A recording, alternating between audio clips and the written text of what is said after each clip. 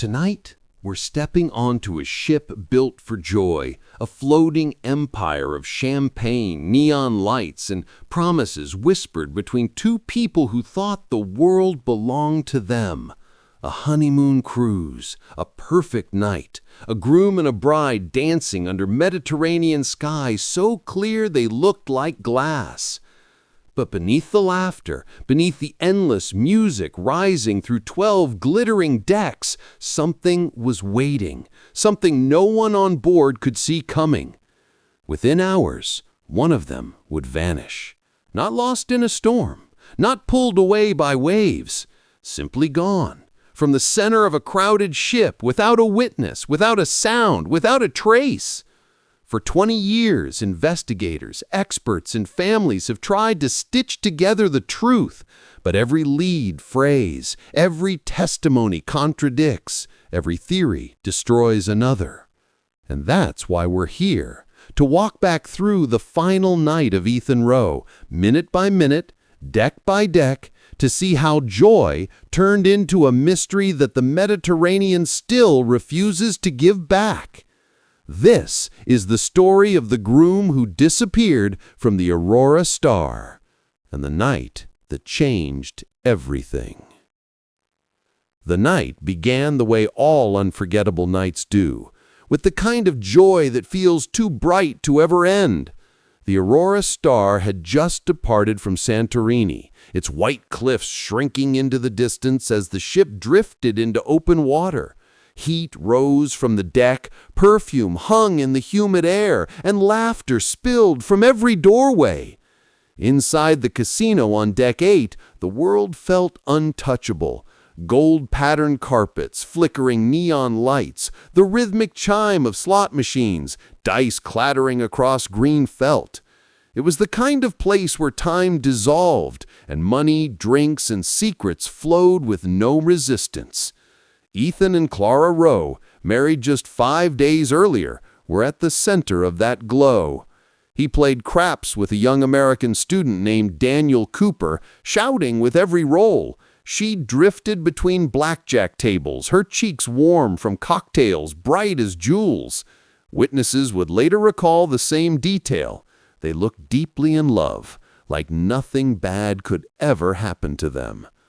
But alcohol has a way of loosening the seams of a perfect night.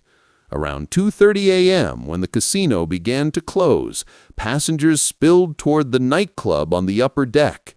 Ethan and Clara joined a loud, rowdy group of 4 young British vacationers, Ryan Cooper, Daniel Blake, Lewis Hart, and Oliver Gray, all flushed with cheap liquor smuggled in and a reckless kind of energy that only grows past midnight. Music shook the room, lights spun in red and blue arcs, and the night teetered on that invisible line between celebration and chaos.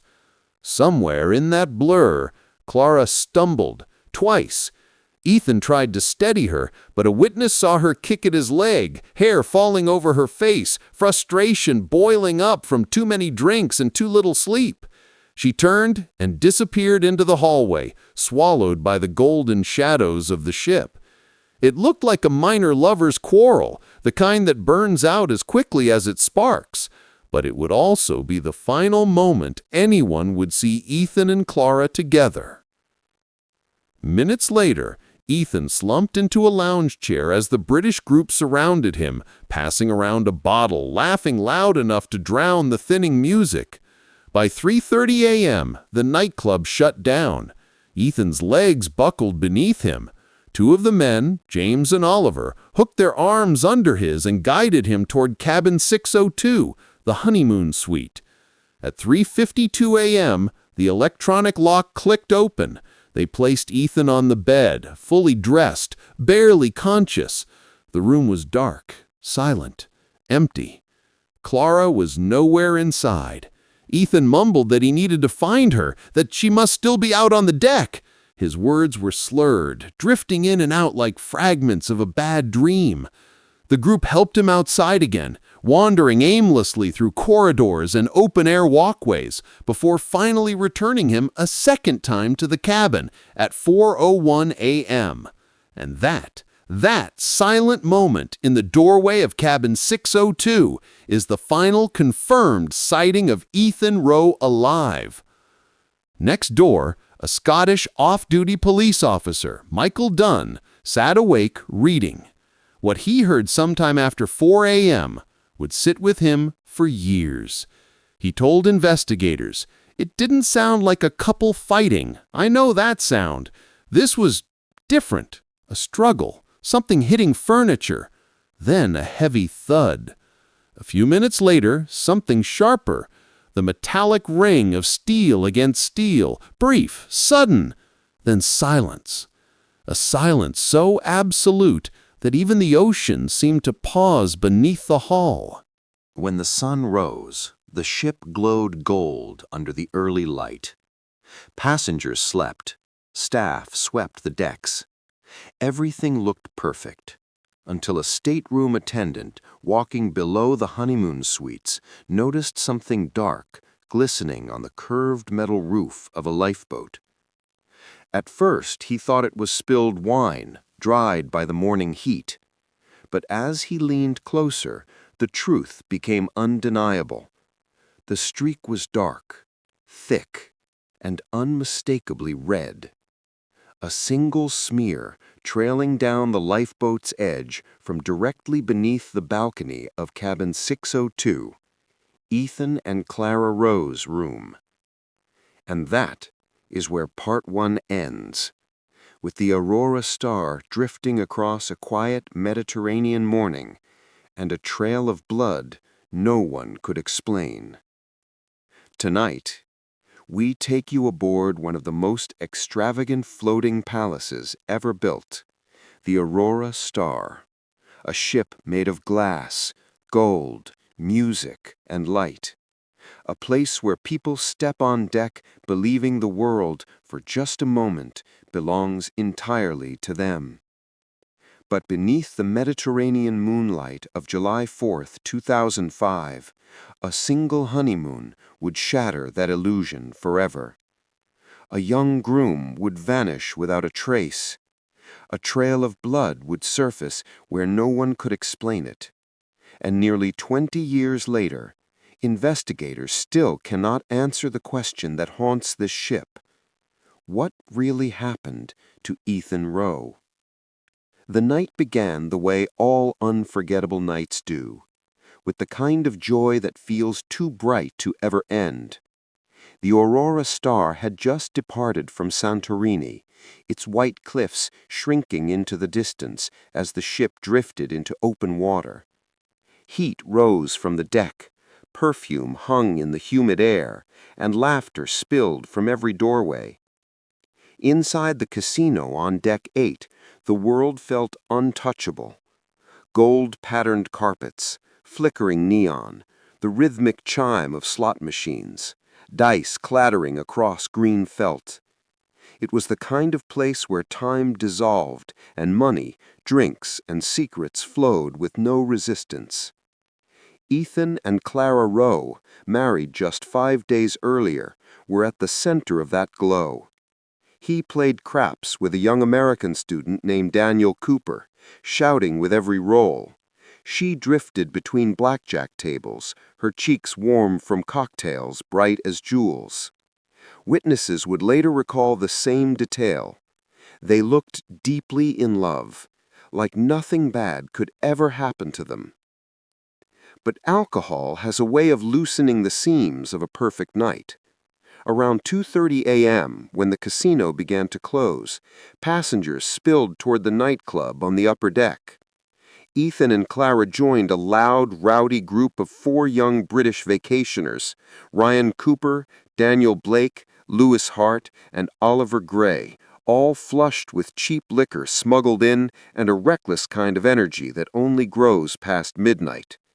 Music shook the room, lights spun in red and blue arcs, and the night teetered on that invisible line between celebration and chaos. Somewhere in that blur, Clara stumbled twice. Ethan tried to steady her, but a witness saw her kick at his leg, hair falling over her face, frustration boiling up from too many drinks and too little sleep. She turned and disappeared into the hallway, swallowed by the golden shadows of the ship. It looked like a minor lover's quarrel, the kind that burns out as quickly as it sparks. But it would also be the final moment anyone would see Ethan and Clara together. Minutes later, Ethan slumped into a lounge chair as the British group surrounded him, passing around a bottle, laughing loud enough to drown the thinning music. By 3:30 a.m., the nightclub shut down. Ethan's legs buckled beneath him. Two of the men, James and Oliver, hooked their arms under his and guided him toward cabin 602, the honeymoon suite. At 3:52 a.m., the electronic lock clicked open. They placed Ethan on the bed, fully dressed, barely conscious. The room was dark, silent, empty. Clara was nowhere inside. Ethan mumbled that he needed to find her, that she must still be out on deck. His words were slurred, drifting in and out like fragments of a bad dream. The group helped him outside again, wandering aimlessly through corridors and open-air walkways, before finally returning him a second time to the cabin at 4:01 a.m. And that silent moment in the doorway of cabin 602 is the final confirmed sighting of Ethan Rowe alive. Next door, a Scottish off-duty police officer, Michael Dunn, sat awake reading. What he heard, sometime after 4 a.m., would sit with him for years.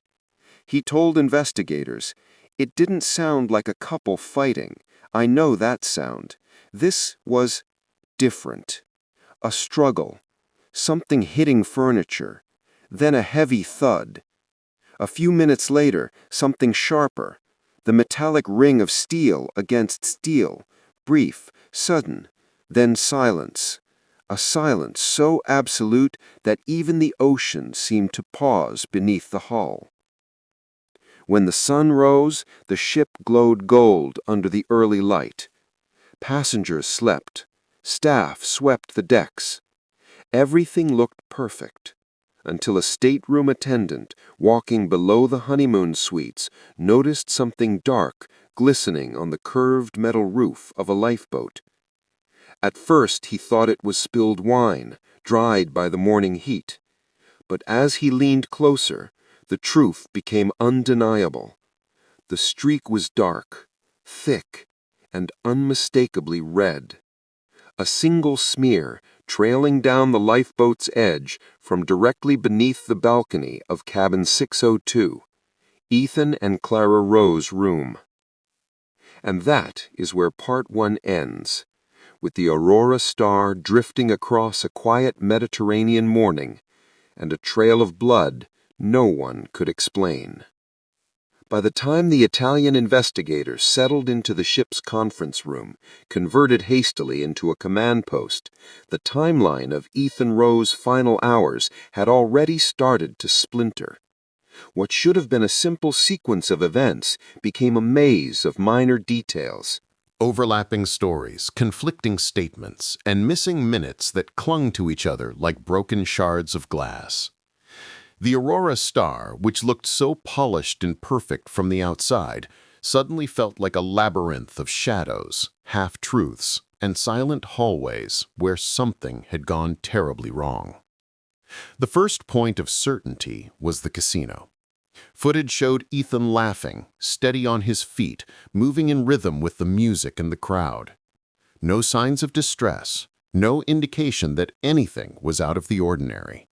Clara appeared briefly in the same frame, smiling, a drink in hand, leaning against the blackjack table with a confidence that had sharpened as the night deepened.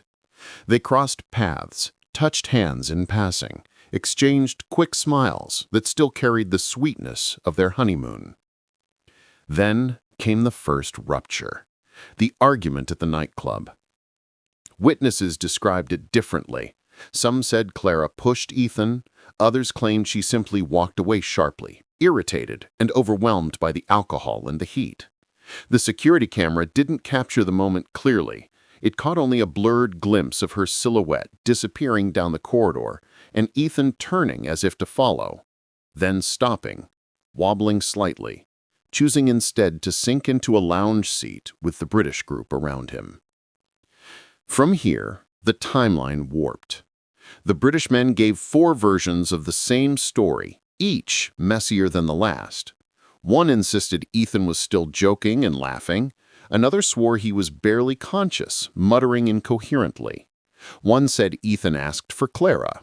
Another claimed he kept repeating something about needing fresh air. Their memories, dulled by alcohol and exhaustion, dissolved under pressure. The investigators pressed harder, searching for consistency, but every answer created a new contradiction. Yet one detail remained constant. Ethan was extremely intoxicated by the time the nightclub closed. The next confirmed timestamp was 3:52 a.m. when the electronic lock of cabin 602 opened. The British men said they brought Ethan straight to the bed. The state of the room supported that claim. Shoes still on, clothes intact, nothing disturbed, no sign of a struggle. But from 3:52 to 4:01 a.m., everything blurred again. The men claimed Ethan insisted on leaving the cabin. They said he was confused, panicked, desperate to find Clara. 2 claimed they tried to convince him to lie down. One said he left immediately. Another swore he stayed for several minutes before stumbling out into the hallway. But the keycard log told only one thing with certainty. The door opened at 3:52, and then again at 4:01. What happened inside those 9 minutes remained locked inside the memories of 4 men who couldn't agree on anything. This was where Michael Dunn's account tore the timeline open. The Scottish police officer had no reason to lie, no motive to embellish. His statement described sounds that defied the peaceful picture painted by the cabin interior. He heard movement, heavy, irregular movement, a struggle, or at least 2 people shifting in a way that didn't match a drunken stumble. Then the scrape of furniture. Then that single chilling thud. He described it as the sound of something hard hitting something solid. He didn't hear a shout, but he remembered a muffled sound, sharp enough to make him sit upright in bed. His recollection was precise, steady, and deeply unsettling. If Dunn's timeline was accurate, then Ethan had not simply wandered out onto the balcony and fallen. Something happened inside that cabin, something violent enough to produce a thud, something that left behind no overturned chairs, no broken lamps, no obvious signs of chaos. And if so, by whom? Complicating things further was Clara's absence. She was nowhere near the room. Witnesses confirmed she never returned after leaving the nightclub. She wasn't on the cabin floor at any time between 3 and sunrise. She wasn't caught on any hallway cameras heading towards 602. Her keycard was never used. She appeared instead on a different deck entirely, which meant whatever happened in that cabin happened without her. And yet the argument between her and Ethan hovered like a dark cloud over every interview. Investigators questioned her again and again, searching for fractures in her story. But Clara's timeline, unlike the British group's, remained strangely consistent. They argued, she walked away, she couldn't remember how she ended up in the spa area, she awoke with a headache and no memory of returning to the cabin, and she had no contact with Ethan the rest of the night. Still, investigators couldn't shake a feeling, one that would follow the case for years. Clara's timeline was clean, too separated from the chaos unfolding only a few floors below. And then there was the blood. Investigators returned once more to the lifeboat roof, its metal surface marked by a streak that shimmered brown under the Mediterranean sun. A smear starting broad, thinning toward the edge, shaped not like a drip, but like a slide.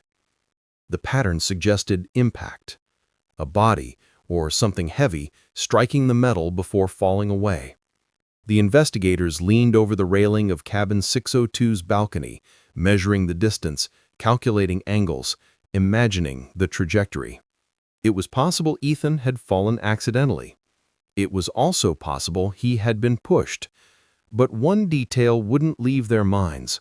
The streak suggested motion, and motion suggested force. Force didn't happen on its own. With every new detail, every interview, every contradiction and crack in the timeline, the mystery grew heavier. The Aurora Star continued cutting through the calm sea, its passengers unaware of the widening gaps investigators were trying to fill. Every version of the night seemed to contradict another. Every witness saw a different truth. And the man at the center of it all was gone, vanished into the dark water without leaving a single clear answer behind. By the end of that long, suffocating day of interviews and reconstructions, the investigators reached one conclusion. The truth of what happened to Ethan Rowe wasn't hidden in silence. It was hidden in the noise, in drunken memories, in fractured stories, in 9 missing minutes inside a quiet cabin on Deck 6. And until those minutes were understood, nothing else would make sense. As Clara's interview concluded, the Aurora Star slipped into a quiet kind of chaos, the kind that only surfaces when someone disappears at sea. No alarms, no announcements, no official declarations echoing through the hallways. Instead, something far more contagious spread across the decks. Whispers. Whispers about a missing groom, about a smear of blood beneath a balcony, about a frantic wife escorted into a private room. Whispers so small at first that they sounded harmless, until the ship's rumor machinery swallowed them whole and turned them into a full-scale war of theories.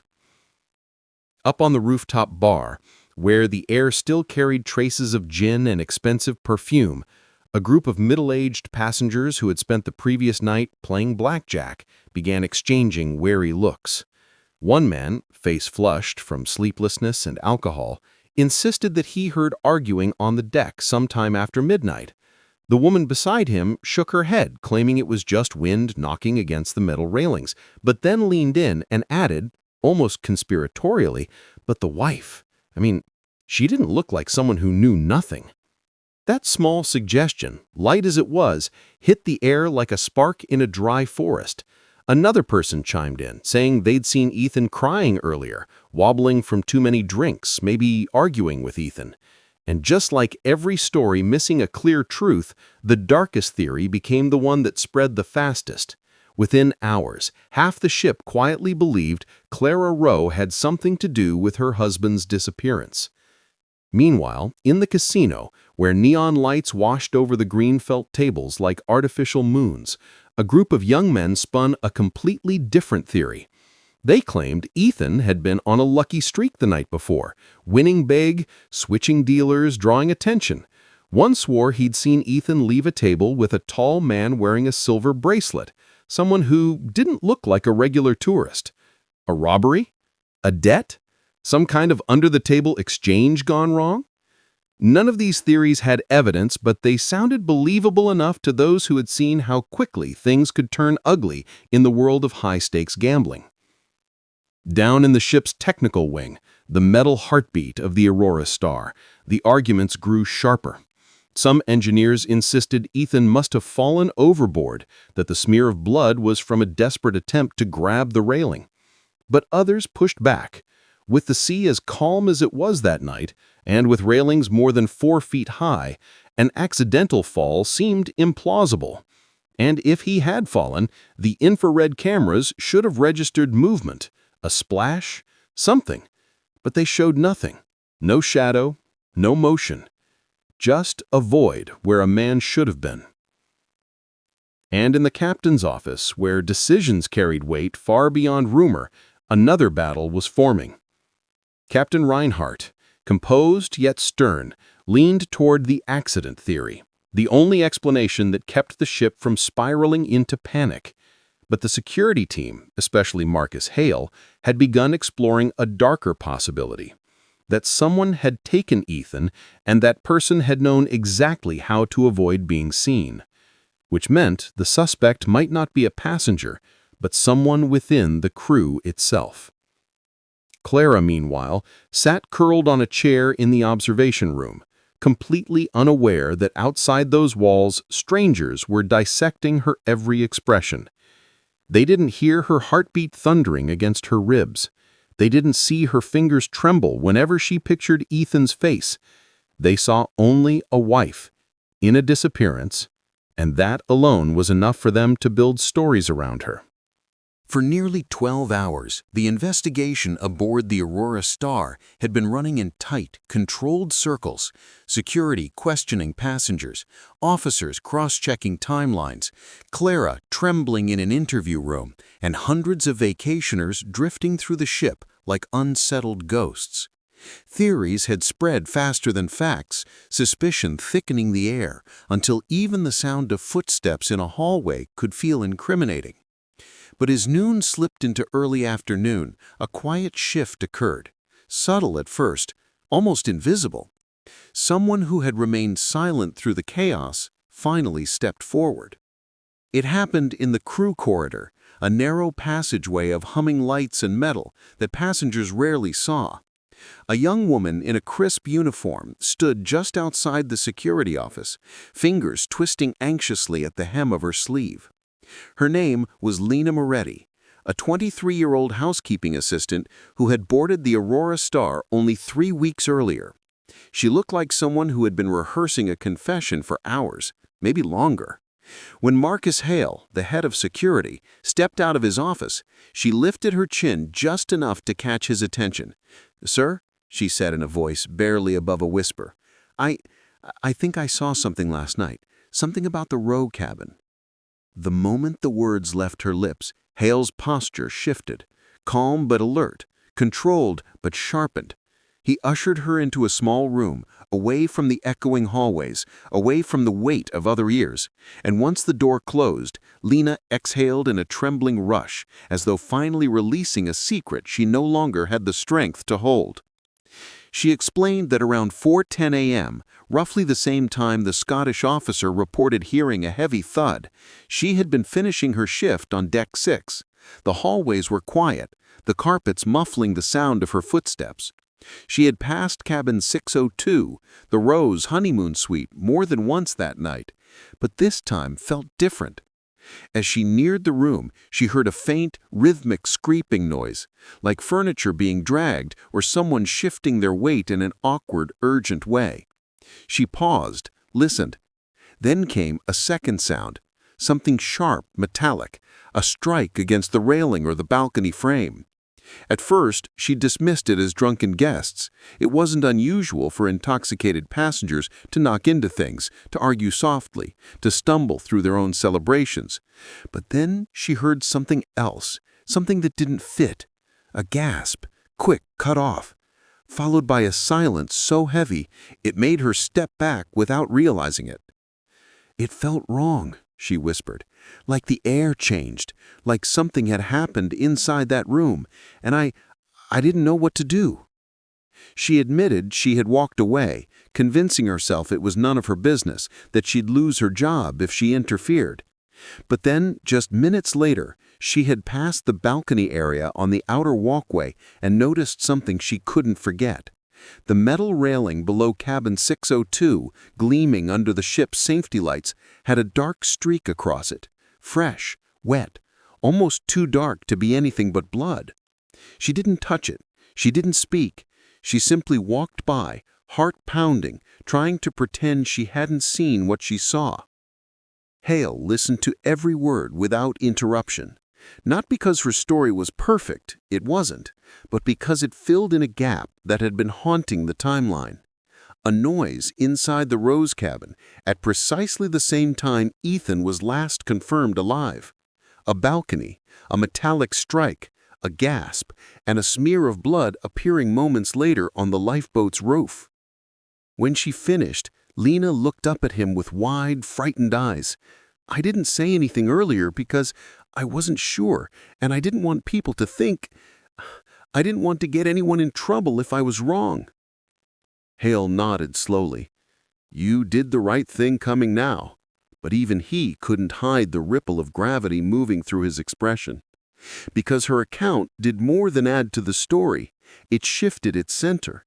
It proved Ethan did not simply wander off. It suggested there had been a struggle. It made the blood on the lifeboat roof impossible to dismiss. And it pulled the investigation away from drunken accident theories and toward something darker. But Lena wasn't finished. After a long moment of hesitation, she added one last detail, one she had nearly talked herself out of mentioning. As she walked the corridor earlier that morning, just minutes before hearing the strange noises, she had seen someone stepping away from the Rose door, someone who moved quickly, head lowered as if trying not to be recognized. She hadn't seen their face, only a detail so small that it might have meant nothing at all, except that every major mystery begins with something small. She saw a man, tall, wearing a dark windbreaker with a silver emblem on the sleeve, and the second she said it, Hale froze. Because there was only one department on the Aurora Star with uniforms carrying that silver emblem, and none of them were passengers. The moment Lena Moretti spoke those final words, the entire investigation shifted. A tall man, moving quickly, head down, wearing a dark windbreaker with a silver emblem on the sleeve. Simple on the surface, just a passing description. But on a vessel like the Aurora Star, where uniforms weren't just clothing but a map of authority, that single detail hit with the force of a hammer. Because only one department on the ship wore jackets with a silver emblem: security personnel. Marcus Hale didn't respond right away. He sat perfectly still, eyes fixed on some invisible point behind her, the hum of the ship's ventilation filling the silence between them. It lasted no more than 5 seconds, but Lena felt it stretch like a rope pulling tighter around her lungs. When he finally spoke, his voice was steady, controlled, but weighed with something she couldn't quite place. "Are you absolutely sure?" he asked. No accusation, no panic, just precision sharpened to a blade's edge. She nodded, hesitant but certain. "Yes, I saw the emblem. I clean the staff decks every day. I know that symbol." Hale exhaled once, slow and measured before rising from his chair. He thanked her, assured her she had done the right thing, and then instructed an officer to escort her back to the crew quarters, quietly, without drawing attention. The door closed behind her with a soft click that felt louder than any alarm. Inside the room, the air seemed to thicken. Hale stood alone for a moment, weighing two equally catastrophic truths. Either a member of his team, someone trained, vetted, trusted, had been lurking near the Rose cabin moments before Ethan vanished, or someone had managed to obtain a security jacket. And on a ship this size, with thousands of passengers and dozens of crew constantly weaving through its corridors, both possibilities were equally dangerous. When Hale finally stepped into the main operations office, 3 officers looked up instantly. Their faces were tired, drawn, the product of 14 hours of questioning, scanning, combing through footage frame by frame. Hale didn't waste a second. "Pull every access log for security personnel from 3:30 to 4:30 a.m. Every door opened, every deck entered, every camera passed. I want to know exactly who was on deck 6. His tone left no room for questions. But questions bloomed anyway, silent, anxious, settling over the room like dust. Cameras, however, posed a problem. Deck 6, where the Rose cabin was located, had blind corners, architectural dead zones created decades earlier when the ship was renovated. Where cameras ended, shadows began, and the man Lena claimed she saw had moved through one of those shadows, smoothly, quietly, with purpose. Within minutes, logs began populating the screens, names, timestamps, PIN codes assigned to individual staff members. Security teams were scheduled in rotating shifts, but only 3 were logged anywhere near Deck 6 between 3:30 and 4:30 a.m. One was patrolling the bow, another was responding to a noise complaint on Deck 10. The third, Officer Declan Reeves, was logged at 4:02 a.m. outside a service stairwell less than 15 meters from the Rowe's cabin. Reeves was 32, former military, clean record, 2 years on the ship. Dependable, unflappable, the kind of officer who never raised his voice, never showed nerves, never missed a shift. And yet, Hale couldn't ignore the sinking feeling tightening in his gut. The system showed his keycard activated the door to the stairwell at 4:02 a.m. But there was a problem. No camera caught him entering the stairwell. The door was in full view of a hallway camera. If Reeves had been there, he should have appeared. But the footage showed no one. Not him, not anyone. Just an empty corridor. Someone had used his keycard, but not necessarily him. Before Hale could dig deeper, another officer called him over to a monitor. "Sir, you need to see this." The footage showed the walkway outside Deck 6 at 4:14 a.m. A figure passed through the frame for less than 2 seconds. Tall, dark windbreaker, silver patch, head down, moving quickly. The camera caught nothing more than a shoulder and part of an arm, but it was enough. Enough to confirm Lena hadn't imagined it. Enough to prove someone wearing a security jacket had been there. But the detail that changed everything wasn't the jacket. It was the timestamp. 4:14 a.m. 14 minutes after Ethan was last seen alive. 10 minutes after the thud. And less than 5 minutes before the blood was discovered on the lifeboat roof. Hale's expression hardened. "Freeze it," he said. The frame paused, grainy, shadowed, but unmistakable. A sliver of the emblem, sharp, metallic, catching the hallway light just long enough to betray its presence. One of the junior officers swallowed. "Sir, do you recognize the build? The height?" Hale shook his head slowly. "Not enough to be sure."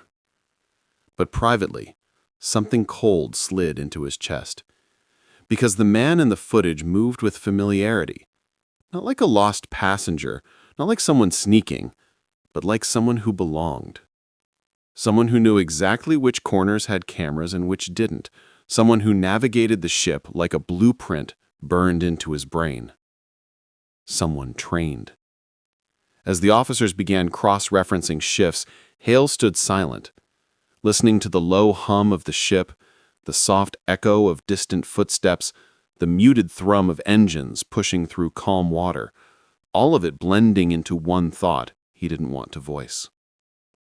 If a security officer was involved, then everything they thought about Ethan's disappearance was wrong. Every timeline, every assumption, every theory. And somewhere on this ship, the man in the windbreaker was still walking freely among 1,200 unsuspecting passengers.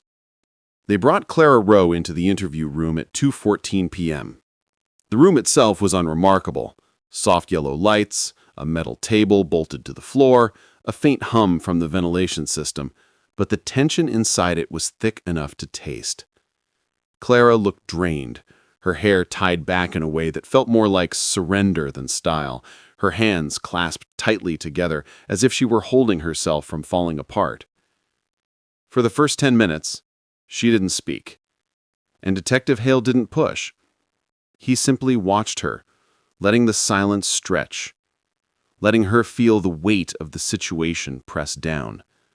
When she finally did speak, her voice was thin, wavering, as though each word had to fight its way out of her throat. She insisted she had no idea what happened to Ethan. She insisted their honeymoon had been perfect, that they'd spent the night drinking, laughing, that Ethan had gone to the casino while she went to their cabin to rest her aching shoulders. She insisted she'd woken to the news just like everyone else. But there was something else, something unspoken, hovering beneath her words. A hesitation, a tremor, a kind of fear that didn't match her story. Hale asked her again, did Ethan seem distressed, worried? Did anything unusual happen between you two before he disappeared? Clara shook her head. Too fast, too firm. A denial that felt practiced, like she'd rehearsed it on the way down the hallway. So Hale shifted strategy. He began to recount the evidence slowly, piece by piece, not accusing, not attacking, just laying the facts out like the quiet unfolding of a very dark truth. The blood smear on the balcony rail, the witness who heard the single sharp noise around 2:40 a.m., Ethan's bank card being used earlier than Clara claimed he left, Ethan's message to his friend back home just hours before he vanished. We need to talk. Something's off. That last detail made Clara flinch. Not dramatically, but enough. Hale saw it.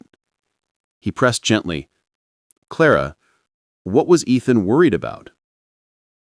And finally, something inside her cracked. She inhaled sharply, her eyes glistening, her fingers trembling so hard she could no longer hide it.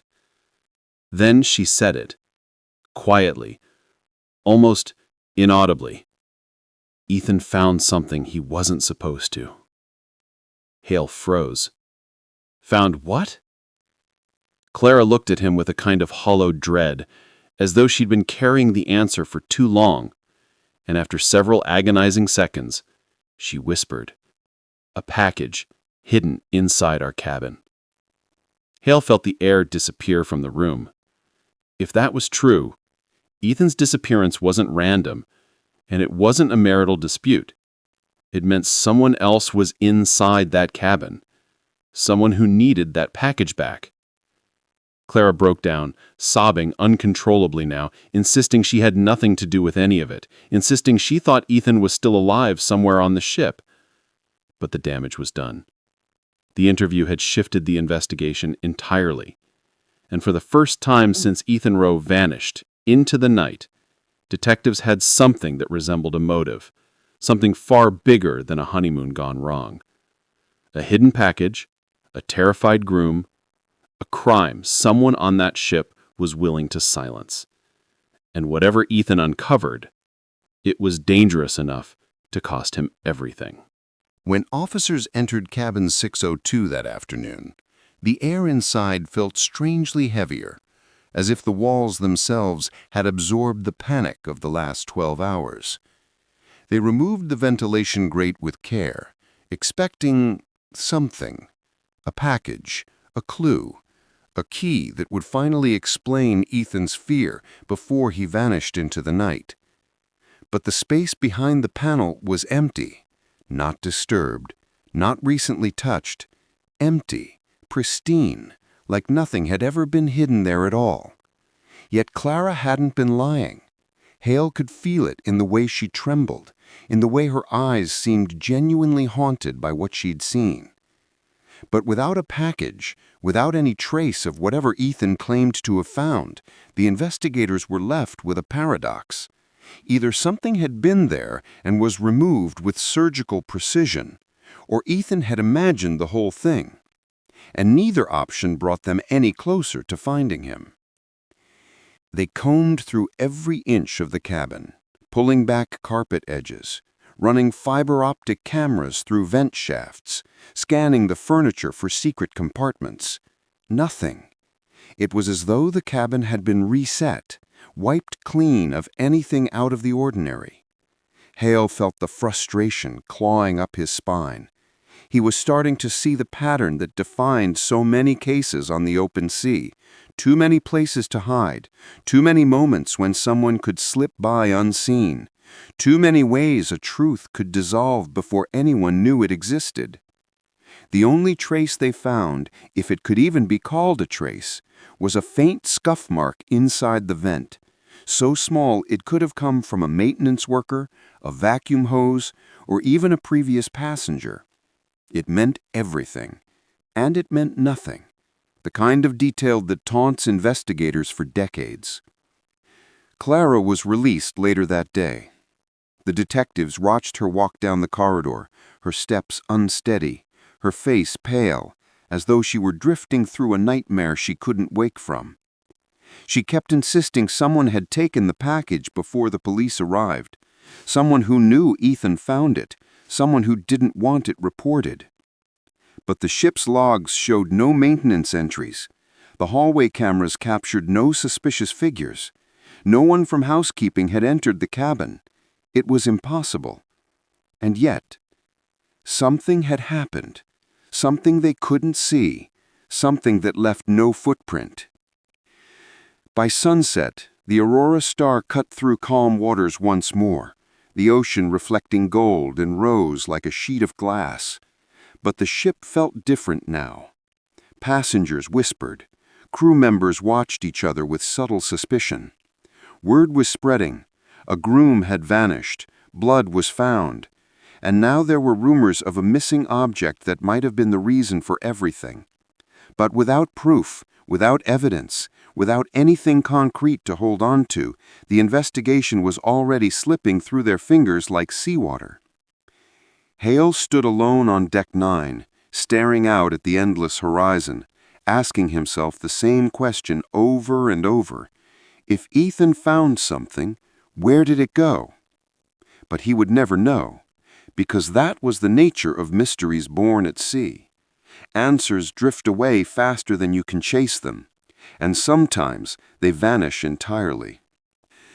And thus, the discovery Clara spoke of, the supposed package hidden behind the vent, became just another ghost of the Aurora Star. Something mentioned, something feared, something no one could ever prove existed. A piece of a puzzle that would remain unfinished for the next 20 years. As officers expanded their interviews, a scatter of last sightings began to assemble like fractured stars around the hole left by Ethan Rowe's disappearance, each witness offering a sliver of light and a different shape of shadow. None of them, however, fit together into a single whole. A waitress who'd worked the late shift in the casino insisted she saw Ethan at 3:10 a.m., laughing with Daniel Cooper, a cigarette burning at the edge of an ashtray he hadn't meant to light. She remembered him because he spilled his drink and apologized twice, the sort of small human detail that lent credibility to a memory. Another passenger, a retired teacher returning to his cabin on Deck 6, swore he saw a man matching Ethan's build leaning over the rail at 3:58 a.m., head bowed toward the dark water as if listening for something only he could hear. He passed by so close he could read the logo on the man's jacket, but in the slow, dizzying light of pre-dawn, he couldn't be certain. A barback remembered a shout, just a single sharp word, heard somewhere outside the nightclub around 2:45 a.m., a sound that made him glance up and see the blur of two figures moving fast through the corridor. He told investigators he'd assumed it was laughter, but the tone had been wrong, like an edge of alarm threaded through a joke. None of these accounts matched the neat recorded times in the ship's electronic logs. None of them aligned with the 3:52 a.m. entry that placed Ethan in cabin 602, or the 4:01 a.m. entry that suggested he had been returned. But they mattered because in cases like this, where cameras left blind corners and blind spots swallowed up whole minutes, human memory often built the map. Investigators had to rely on flawed and glowing with personal truth. Then there were the fragments that seemed to cry out for explanation but dissolved under scrutiny. A passenger's phone recovered from a trash bin contained a 17-second audio clip with wind and wave noise, and, at the 8-second mark, a man's voice hoarsely whispering, "Don't do this," followed by a loud crash and sudden silence. Experts later tentatively linked the cadence to Ethan's voice, but could not conclusively prove it. A grainy photo salvaged from a broken camera showed, at its lower right corner, what looked like an arm draped over a railing, and then, below, a smear on the lifeboat roof that matched the blood discovery. But the image was blurred, overexposed, and rejected as evidence by some forensic analysts who warned of confirmation bias. A crewman sworn to secrecy later admitted he'd seen a dark shape being hauled across a service corridor late that night, bundled in a tarpaulin. But under pressure he recanted, saying he'd been drunk and mistaken and worried about accusing a colleague without proof. Every new account pulled the case in a dozen directions at once. Was Ethan alert and listening at the rail? Was he pushed? Did he fall? Was he the victim of a robbery gone violent? Or had he stumbled upon something inside cabin 602 that made someone panic? Investigators tried to reconcile these testimonies with hard data, keycard logs, maintenance records, the ship's motion sensors, but the sea had a way of erasing certainty. Waterlogged data backups, corrupted camera files, and a maintenance log inexplicably overwritten by an unrelated software update left gaps where answers should have been. The result was a collage of plausible last sightings that refused to coalesce. Enough detail to suggest a violent episode, but not enough to prove who acted, when, or why. And so, despite the slew of testimonies, despite the forensic teams and the midnight reconstructions on the deck below, the mystery only deepened. Plausible scenarios multiplied, each supported by one or two witness fragments and undermined by another, and no conclusive thread emerged. As night fell once more over the Aurora Star and the waves lapped at the hull, the ship carried with it not a single truth, but dozens of near-truths, echoes of movement and sound that might have been explanation, or might have been the ocean playing tricks on tired minds. The last sightings remained just that, final glimpses into a night that had closed around a man, and for 20 years after, those glimpses would be all anyone could ever point to, evidence that suggested, hinted, urged, but never proved. When the Aurora Star finally docked and the ship's hull kissed the quay, the investigation stepped off the decks and into a maze of jurisdictional friction. The case that had begun as a closed-ship emergency now moved into the complicated world of international policing. The Rowe family demanded answers. Ethan's parents, unwilling to trust uncertain local inquiries, urgently requested federal involvement, and American investigators were flown in to join their Italian counterparts. From that moment, the case carried an extra weight. National procedures, diplomatic caution, and competing forensic methods layered over the same thin, incomplete evidence.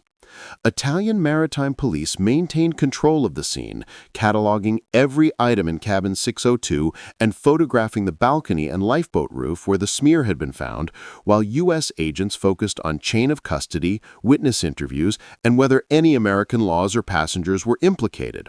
Malta's registry officials monitored the process from afar. The ship's flag state added another technical wrinkle to every decision. Teams compared notes and rarely agreed.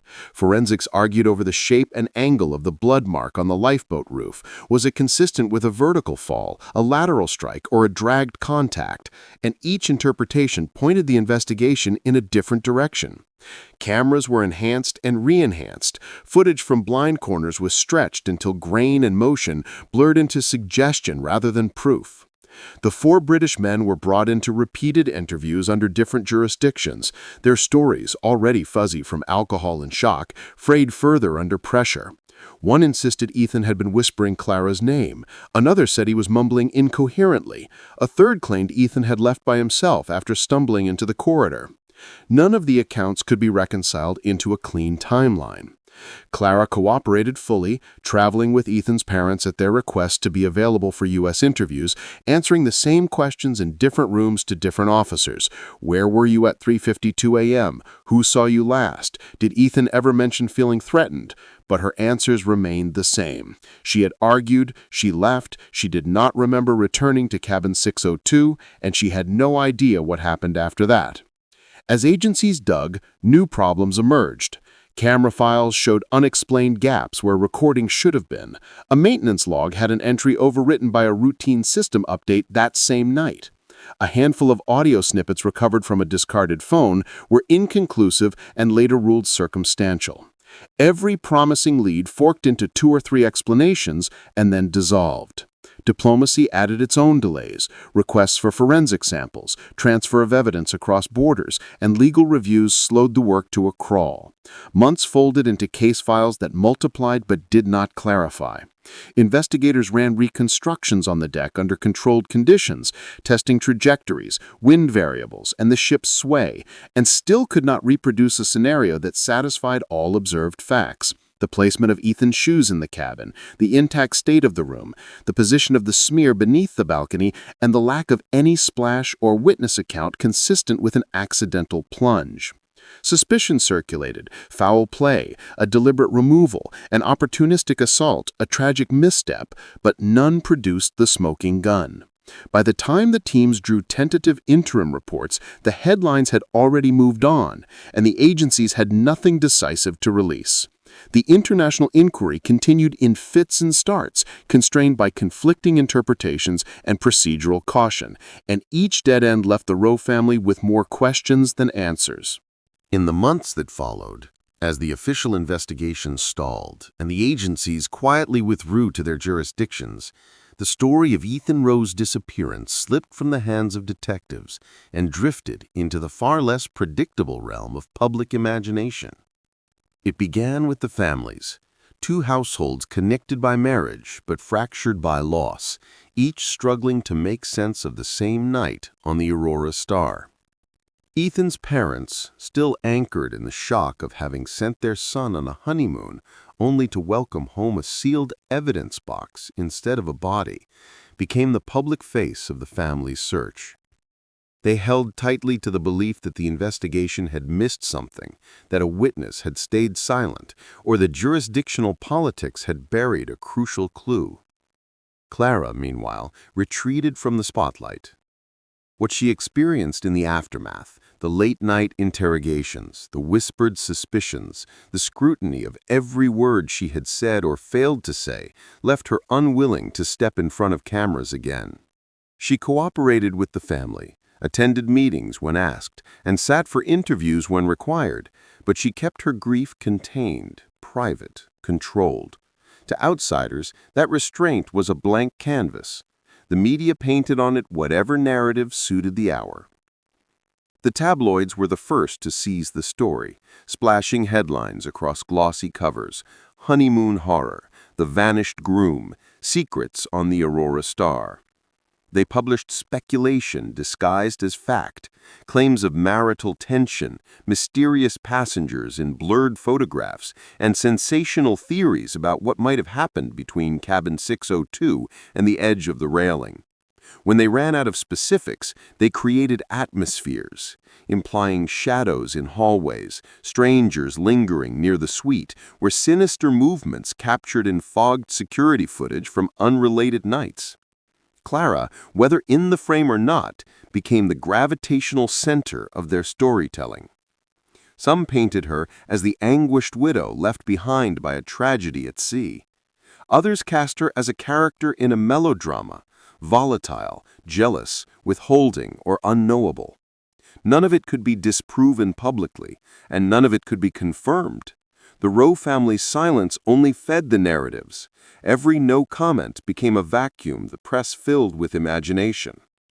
Online forums soon took over, transforming the case into a puzzle that anyone with a keyboard could dissect. A grainy still from the ship's deck cameras was posted and reposted until thousands swore they could see a figure leaning over the railing behind Ethan, a shape the official investigation had labeled inconclusive. Amateur sleuths built timelines, cross-referenced passenger lists, and spun theories with the confidence of people who would never have to stake their careers on being right. Some insisted Ethan had been targeted. Others proposed elaborate scenarios involving the 4 British men or a drunken fight that escalated in ways no one reported. A few went further, suggesting that Ethan had staged his own disappearance, that the smear of blood was planted, and that a man desperate to escape something, debt, fear, or a failing relationship, had stepped into the night to begin a new life. Those theories ignited anger from the Rowe family, but online they spread faster than the corrections. As the case's facts remained frozen in the same limited contours, an argument, a timeline full of gaps, a balcony, a smear of blood, and a vanished groom, the myth-making accelerated. The Aurora Star became part of the narrative. Passengers from later sailings posted eerie stories about creaks in the hallway outside cabin 602, or strange sensations near the railing where Ethan was last seen. Videos titled "The Haunted Honeymoon Cabin" racked up millions of views. Someone uploaded a slowed-down version of a security clip with dramatic music and red circles highlighting random shapes in the dark. It became a viral sensation overnight. Tourists began requesting cabin 602 specifically, drawn by a story they had no connection to and no stake in, only the thrill of proximity to a disappearance that had survived longer in rumor than in evidence. The Rose and Clara tried to steer the narrative back to reality through statements, but the story had already escaped them. What happened on the Aurora Star no longer belonged solely to the people who lived it. It had become a cultural artifact, reshaped, exaggerated, reinterpreted each time someone retold it. Journalists published yearly retrospectives. Podcasters built multi-episode deep dives around it. Documentary crews traveled to interview former staff, past passengers, even deckhands who only heard the story secondhand. Each production added new angles, new dramatizations, new doubts. The truth grew softer, more malleable, easier to override. And beneath all that, beneath the layers of speculation, sympathy, anger, and curiosity, the simple human tragedy remained unchanged. One family searching for a son. One woman trying to survive the weight of becoming the last person who truly saw him. And a mystery that, for reasons no one could fully explain, seemed determined to resist resolution. The official files remained thin. The footage revealed no more than it had on the first day. And with every year that passed, the public narrative drifted further from the narrow band of facts to something grander, darker, and farther from the truth. 20 years have passed since the night Ethan Rowe vanished into the Mediterranean darkness, and yet the story remains suspended in the same place it ended, at the railing outside cabin 602, with a smear of blood, a silent deck, and a question that has never loosened its grip on anyone who has studied it. In those 2 decades, every plausible lead has burned out. Every passenger who remembered something has been interviewed, re-interviewed, and eventually admitted that their memories feel more like echoes than recollections. The investigators who once promised resolution have long since retired, and the agencies that shared jurisdiction quietly closed their files. The Aurora Star has sailed 1,000 more voyages. New passengers sleep in cabin 602 without knowing what happened there. The carpet has been replaced, the balcony rails repolished, the ship repainted more times than anyone has counted. But the story lingers like a draft under a sealed door. Some theories faded with time, others hardened into near religion. For every person convinced Ethan fell accidentally, another is certain someone helped him over the edge. For every armchair sleuth who swears Clara knew more than she admitted, another insists she was a victim of suspicion, not circumstance. And for every voice that whispers about the British men, or a fight gone wrong, or a stranger who slipped away unrecorded, there remains the complication that no version fits cleanly. Every theory collapses under its own weight, leaving behind the same blank center the original investigation circled for months. No eyewitness, no weapon, no body, no confession. Just a void. Clara rebuilt her life quietly. She remarried years later, moved homes twice, changed careers, and refused all documentary interviews after the 10th anniversary. Those who knew her say she still avoids the ocean. Ethan's parents, aging and slowed by time, continued to keep a small box of his belongings from the cruise: his watch, his cufflinks, a postcard he bought in Santorini but never wrote on. They still ask the same question each year when the anniversary comes, though they ask it more softly now. How does a man disappear from a ship full of people without a single person seeing the truth? The case lives on mostly through strangers now, people who were never connected to Ethan or Clara, but who find themselves drawn to the mystery like moths to a dark flame. Every few years, a new documentary or podcast episode reignites public debate, and theories rise again, reshaped by whoever tells the story next. The disappearance has become part of maritime folklore, the kind of tale whispered on night decks by passengers leaning over the rail, listening to the hollow breath of the sea below. As long as ships sail, someone will repeat the story of the groom who stepped into the night and never returned. And perhaps that is why the case still haunts investigators long after their involvement ended, because it resists closure, because it refuses to reveal its ending, because it reminds us that in a world saturated with cameras, data, and digital footprints, a human being can still slip through the thin fabric of reality without explanation. Some believe the sea took him instantly. Others believe he's alive somewhere, living under a name that isn't his. But most accept the truth that the Mediterranean keeps its secrets well, and Ethan Rowe is likely one of them. 20 years later, the final line of the official report remains unchanged. It is the same line investigators wrote when the trail first went cold, the same line repeated to the Rowe family, the same line that has echoed through every retelling since. Cause of disappearance, undetermined. Case status, unresolved. And perhaps that is the most unsettling part of this story. Not what we know, but what we don't know. Not the evidence, but the absence of it.